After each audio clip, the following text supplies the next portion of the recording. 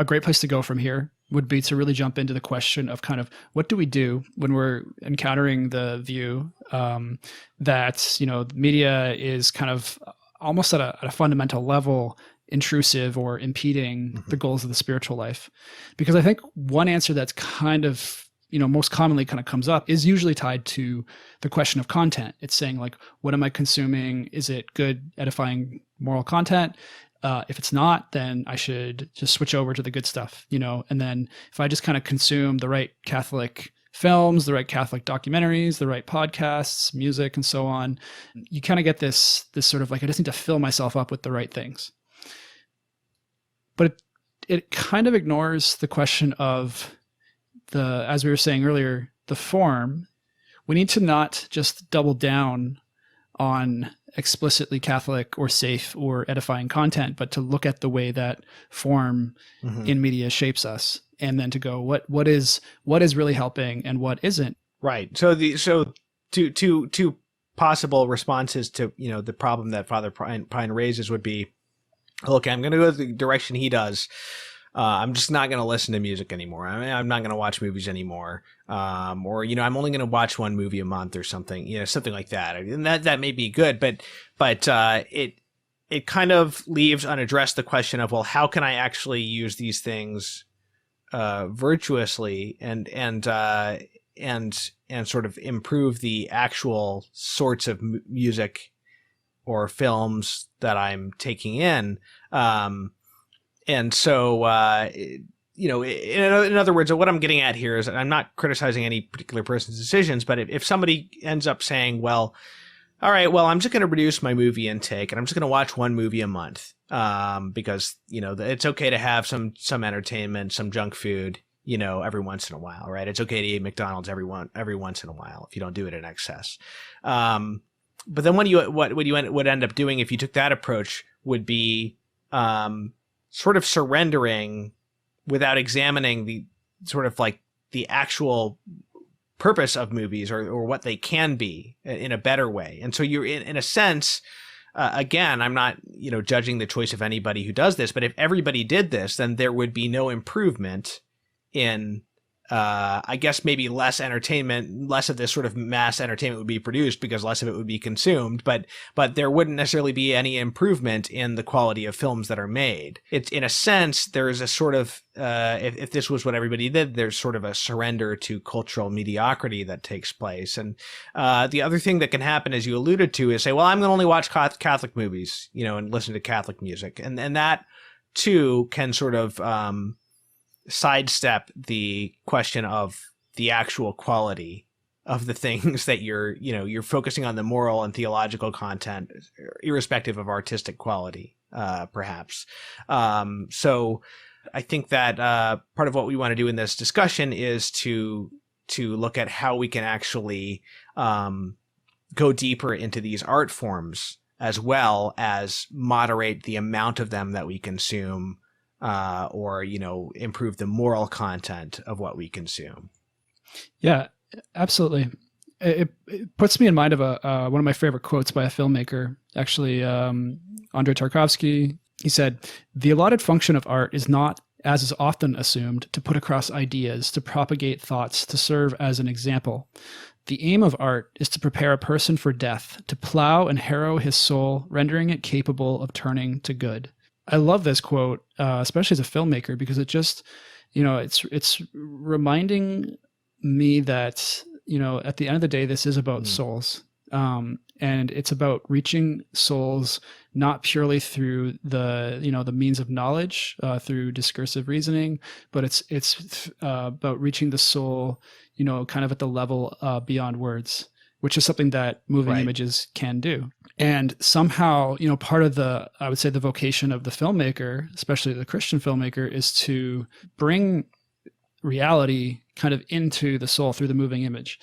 And the way in which that can be done is there's so many ways of doing it. Like the possibilities for filmmaking are vast, in ways, styles, genres, so on and so forth. And part of the job really of a Catholic critic of film, is to kind of really dig into all these possibilities and to be open, especially the things to be open to the new possibilities, the new potentialities that can arise in an art form. That is, we're human beings. We make art. We're always making something new. There's always the possibility of being surprised, of being hit with an epiphany that a new work of art can give you, whether that's formal or content or otherwise. We need to be open to that. So I guess a lot of my thoughts are kind of oriented around like, how can we cultivate that culture of openness? And it's not to say that it hasn't been happening, because there is definitely this culture has been, has been growing. And there are great Catholic film critics who have already, been laboring for years. So I want to, salute them. But the question I'm thinking is, how can we kind of build on that, and how can we kind of expand it, give ourselves more critical tools, not just for the critics, but for people who just want to watch good films, so that the general kind of rising tide can lift all the boats. Man cannot live on listening to podcasts and reading the Summa alone. We actually need these art forms. We need music. We need storytelling. And so even if somebody might be at any individual might be at a place practically where it's just they don't have time to seek those better things out, or maybe they're at the point spiritually where they just don't need it, and so they're happy to have their chant at mass and they don't really need much else in the way of music. That's cool, but somebody has to be going and advocating for these better things in the culture. And that can take the form of leading people to higher forms of art, but it can also take the form of leading people to better forms of pop culture. Mm-hmm. I mean, even just if somebody is able to watch, a black and white movie from the 40s and enjoy it as much as he enjoys a modern day Marvel movie or whatever, that is a victory in itself. Absolutely. Because I think that I don't want to make a broad sweeping statement about films and whether the pop films of yesteryear are better than the pop films of today on the whole. But certainly that's the case with music. I can say confidently, as someone who knows a lot about music, that certainly the pop music of the early 70s or of the 30s or of the 40s and 50s, there's plenty of mediocre stuff in every decade, but on the whole, the level of craft, even in mediocre individual works, the level of craft is much higher. So that itself is a necessary foundation, actually, for people getting into higher forms of art. We used to have this wonderful symbiotic relationship in music where classical music would draw on popular song for centuries and centuries, and it would draw on folk music, and those forms would be enriched by the higher forms of music, and same with jazz in the 20th century as the sort of preeminent art music of the 20th century during the decline of classical music. Jazz did the same thing, and it was that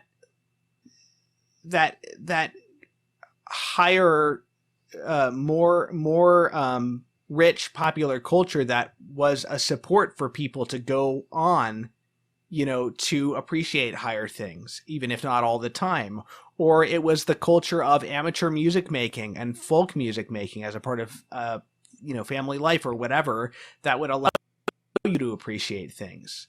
But so that brings up the question of participating in music versus just consuming it as well. But there was this relationship between the different gradations, right? And so it's like if you have a healthy family life, you're more likely to be able to consider the priesthood kind of thing, there's less obstacles to that. So all of these things can work in tandem, while recognizing that some are more elevated than the others. They can all have their place. So I don't want to attack folk art or popular art as such, but I think that we have to be able to recognize that we have a problem in our pop culture, just as pop culture, and that even on the level of entertainment, things could be a lot better, So I think that we can attack it on all levels. We can encourage people to go watch Tarkovsky or Bresson or whatever, but we can also say, hey, go back and watch some Frank Capra movies. Go back and watch some John Ford movies. And all of this stuff can work in tandem. So it doesn't have to be about being an art snob, you know? And we can always, and that's important because for most people, they might be able to get into Louis Armstrong, but they might not be able to get into the more demanding music of Miles Davis's 1960s quintet, you know, and that is more abstract and more demanding. It's very beautiful, but it's less accessible. And I think that there has to be room for all of these things, and you can't expect too much from people. Yeah. But the very fact of elevating the level of the pop culture allows for people to find their way into higher things. And also, not to go on too long on this, but there's a difference between elevating the level of the pop culture and saying what a lot of people say is Catholics need to engage with the pop culture because that's where people are. But that means spending an inordinate amount of attention on mediocre things because it's what's out there, and people can find a little bit of gruel there for their entertainment, or find some meager Christian themes in it. And I don't want to single out examples because I don't want to insult things that people like, you know, that don't have a moral problem, and they're certainly entitled to like them. But it shouldn't be just, oh, well, we, you know, that's where people are, and so we have to meet them at their level. There's a difference between recognizing that, like, popular entertainment, you know, is a necessary category, a category that Shakespeare was once in, by the way, you know, and sort of succumbing to the particular debased forms in which pop entertainment might take in a given era. Or particular forms that are debased simply because they're what's out there and they're what people are interested in. So I know I'm being vague because I'm trying to avoid offending people, but there are forms of pop music that are just sort of debased in themselves today, and that there's just very little room for depth or beauty in, because these forms of music are basically defined by what they lack more than what is present. You know, you know what I mean? So that's not what Catholics should be doing when they engage with the pop culture. What they should be doing is looking at what's best and looking at what pop culture can be. If you're called to make pop music, that's fine.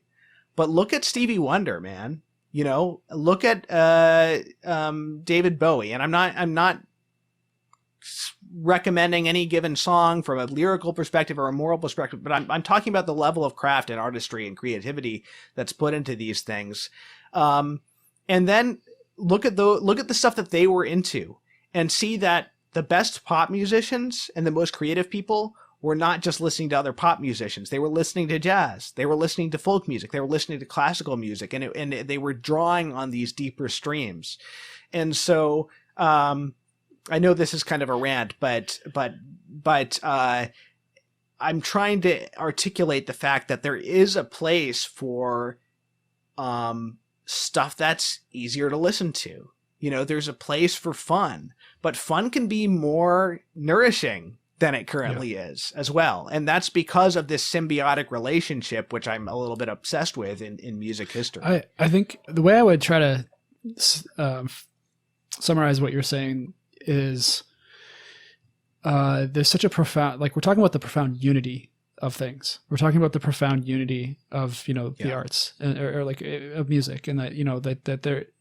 And a hierarchy is a unity. A hierarchy is not exclusive. A hierarchy does not exclude lower forms. It unifies lower forms. It elevates the idea that forms. a great work of music can come out of something, you know, come out of out of a musician who's been nourished by such different, you know, streams as like classical tradition and the jazz tradition and all that. You know, there's something extraordinary there that we're always in awe of when that happens. Anyone who's encountered a beautiful work of art, surprise is intrinsically part of that experience. It's an epiphany. It's an opening up of, I didn't know that was possible. I didn't know that could exist. And that's part of the joy of experiencing of beauty in a work of art. And so I think the thing I would really hope to kind of like take away from this conversation and encourage others to meditate on is kind of, if we had to summarize that principle of openness to potentiality, openness to what is new and what is surprising in the field of art, that, you know, it's kind of can be summed up in the principle of like poeticism, of like being, you know, poetry in its broadest sense, or poiesis, you know, in the original, the term of making, you know, the root of the Greek term that poetry comes from. To have this opening, you know, whatever the art form is, to be open to beauty manifesting in new ways. And that openness doesn't require, like, it's not simply like a kind of a pure liberality of spirit where it's just like everything's okay, you know, and it's not the opposite tendency of the ultra conservative tendency of like, these are my parameters and anything that falls outside of this is out of the picture. It's a real balancing act. It's a real, like, it's such a dance. It's really a dance where you have to be open. You have to cultivate sort of enough of an adventurous spirit that the door is open, that you are able to be surprised, knowing how to approach something on its own terms, and then to receive the gift that it's trying to give. If we want to launch into the deep with art and with beauty, you know, we really have to embrace that openness towards, we have to desire those things that are most pregnant with possibility, most pregnant, not only with like meaning, with truth, you know, but with being, the things that are most pregnant with being. And that's a process. It takes a long time to develop, and it's a lifelong journey, but you know, it is something that is it's something that is possible for us to do in this life, is to grow more sensitive to the being of things.